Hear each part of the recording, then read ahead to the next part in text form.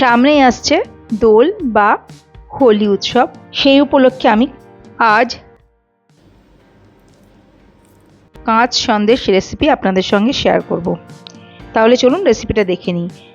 আমি প্রথমে একটা বাটিতে অল্প একটু জল নিয়ে নিয়েছি, তাতে নিয়ে নিলাম 2 টেবিল চামচ ভিনিগার,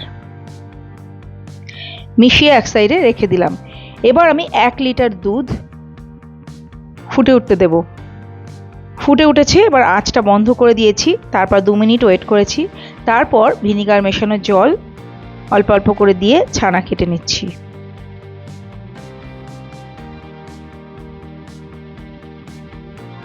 এভাবে হালকা হাতে স্প্যাচুলাটা চালিয়ে আমি ছানা কেটে নিলাম।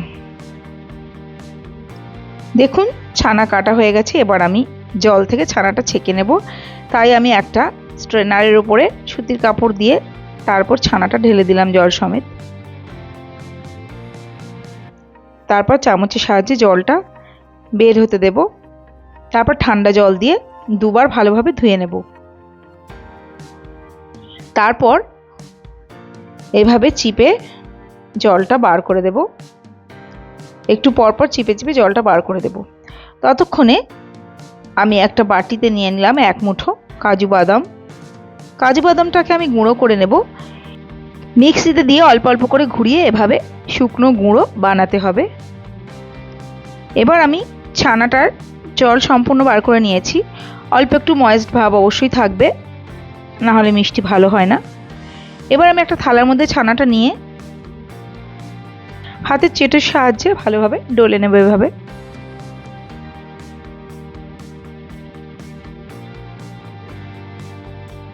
ভালোভাবে ডলে নিয়েছি। এবার আমি এতে দিয়ে দিচ্ছি 3 টেবিল চামচ গুঁড়ো দুধ, দিয়ে ভালোভাবে মিশিয়ে নিচ্ছি। এই মিশ্রণটা একটু আঠা আঠাই হয়ে থাকে, এভাবে ভালোভাবে মিশিয়ে নিচ্ছি গুঁড়ো দুধ আর ছানা। একটু সময় রেখে দিলেই কিন্তু এই চটচটে ভাবটা অনেকটাই চলে যাবে।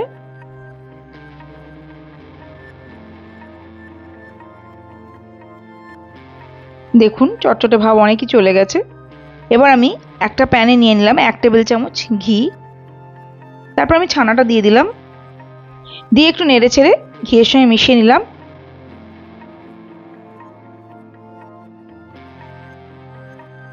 ফ্লেমটা অবশ্যই লো থাকবে। এবার এতে আমি বাদামের গুঁড়ো দিয়ে দিলাম, দিয়ে ভালোভাবে মিশিয়ে নিচ্ছি। তারপর এতে আমি দিয়ে দেব 1.5 টেবিল চামচ নলেন গুড়। আমি লিকুইড গুড় বা ঝোলা গুড়টা দিয়েছি, আপনারা পাটালি গুঁড়ো দিতে পারেন, তবে গলিয়ে দেবেন। ভালোভাবে মিশিয়ে নিচ্ছি এবং অনবরত নাড়তে নাড়তে প্যান থেকে উঠে আসা পর্যন্ত আমি রান্না করে নেব।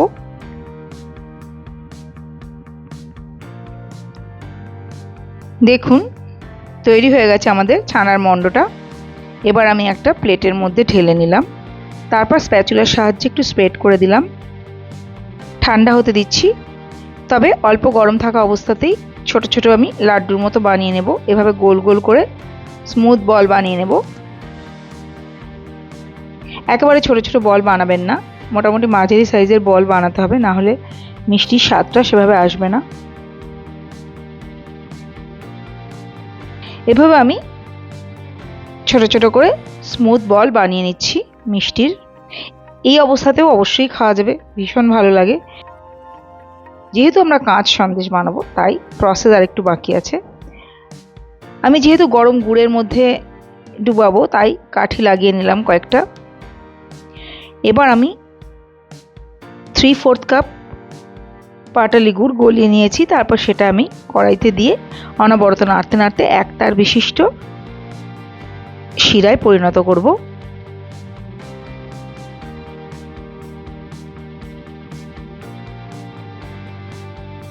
অনবরত নাড়তে হবে। দেখুন এক তার বিশিষ্ট শিরা তৈরি হয়ে গেছে। এরপর আমি উনান থেকে নামিয়ে নিলাম, তারপর নেড়ে চেড়ে নিলাম। এবার আমি দ্রুত মিষ্টিগুলো এই শিরার মধ্যে ডিপ করে নেব। এই কাজটা আপনারা চামচের সাহায্যেও করতে পারেন। এভাবে সব কটা আমার গুড়ের শিরায় ডুবানো হয়ে গেছে। দেখুন শুকিয়ে যাওয়ার পর সেট হয়ে কাঁচ সন্দেশ তৈরি হয়ে গেছে। আমি একটা কাঁচ সন্দেশ ভেঙে দেখাবো। দেখুন কত সুন্দর হয়েছে। আশা করি ভালো লেগেছে রেসিপিটা। অনেক ধন্যবাদ পুরো রেসিপিটা দেখার জন্য। ভালো থাকবেন। আমি আবার হাজির হয়ে যাব অন্য একটি রেসিপি নিয়ে। নমস্কার।